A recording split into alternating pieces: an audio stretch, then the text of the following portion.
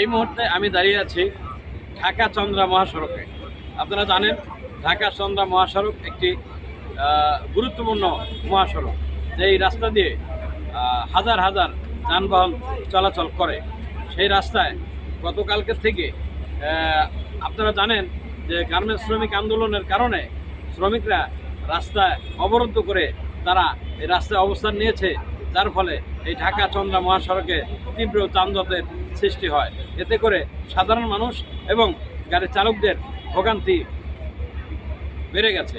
দর্শক, আপনারা দেখতে পাচ্ছেন যে এইখানে হাজার হাজার গাড়ি সিরিয়ালে আছে। আমি আপনাদেরকে দেখানোর চেষ্টা করছি, পাশাপাশি আপনাদেরকে আরও দেখানোর চেষ্টা করব যে এখানে যারা রয়েছে আমি তাদের সাথে একটু কথা বলার চেষ্টা করব যে ওনারা এখানে কি অবস্থান করছেন। তো ভাই, আপনারা একটু বলেন তো।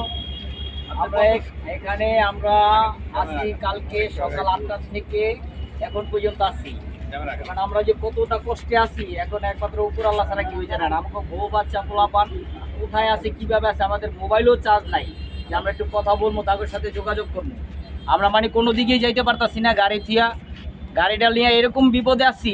এখন গাড়ি থিয়া কোনো দিকে আমরা যাইতে পারতাছি না, যে আমরা কারোর সাথে কথা বলতে পারতাছি না। এবং কি আমরা খুব একটা চাপের ভিতরে আছি। এখানে গাড়ি নিয়ে আমরা অনেক কষ্টে আছি, নাই খাওয়া, নাই লওয়া, নাই গোসল, নাই কোনো কিছু নাই, পরিবারের সাথে দেখা সাক্ষাৎ নাই, কোনো কথাবার্তা কোনো কিছু নাই। মোবাইলও বন্ধ হয়ে গেছে, মোবাইলে চার্জ নাই। আমরা এতটুকু কষ্টে আছি, আপনি একটু দেখেন। আচ্ছা দর্শক, আমি আরেকজনের সাথে কথা বলার চেষ্টা করব যে ওখানে ওনার কি অভিমত। আমাদের উচিত এই 16 বছরে যে স্বৈরাচারী সরকার ছিল, যে আবর্জনা ছিল, সে চলে গেছে, আমরা বিদায় করছি। এখন আমাদের উচিত এই দেশটারে সুন্দরভাবে পরিচালনা করা, ঠিক আছে? আমাদের সবার মিলা এই যে অন্তর্বর্তী সরকার যা আছে তাদেরকে সহযোগিতা করা, সেনাবাহিনীকে সহযোগিতা করা।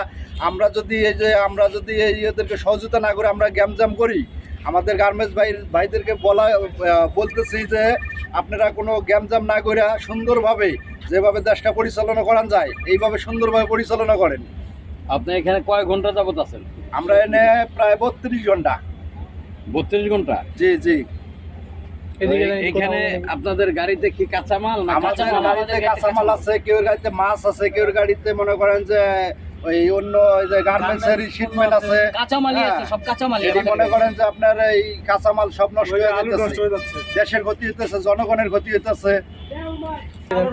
দর্শক, আপনারা জানেন যে এই বাংলাদেশে যে প্রেক্ষাপট, কিছু হলেই যে হরতাল অবরোধ চলছে।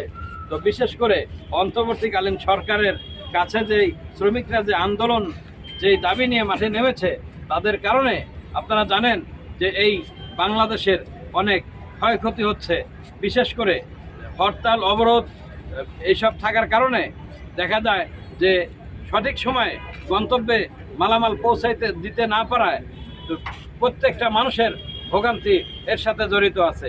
আপনারা জানেন যে অনেক মানুষ কাঁচামাল দেশের এই উত্তরাঞ্চল থেকে কিছু কাঁচামাল নিয়ে ঢাকাতে প্রবেশ করবে, সেই গাড়িগুলো এই রাস্তা আটকে আছে, যার ফলে এই মালগুলো নষ্ট হয়ে যাওয়ার কারণে অনেক ক্ষতিগ্রস্ত হচ্ছে যারা মালিক পক্ষ এবং বাংলাদেশের সাধারণ জনগণের হাতে।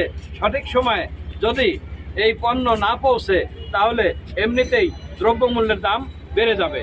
দর্শক, এই ছিল ঢাকা চন্দ্রা মহাসড়কের ইপিজেড থেকে শিহাবুদ্দিন, এনজিটিভি, আশুলিয়া, ঢাকা।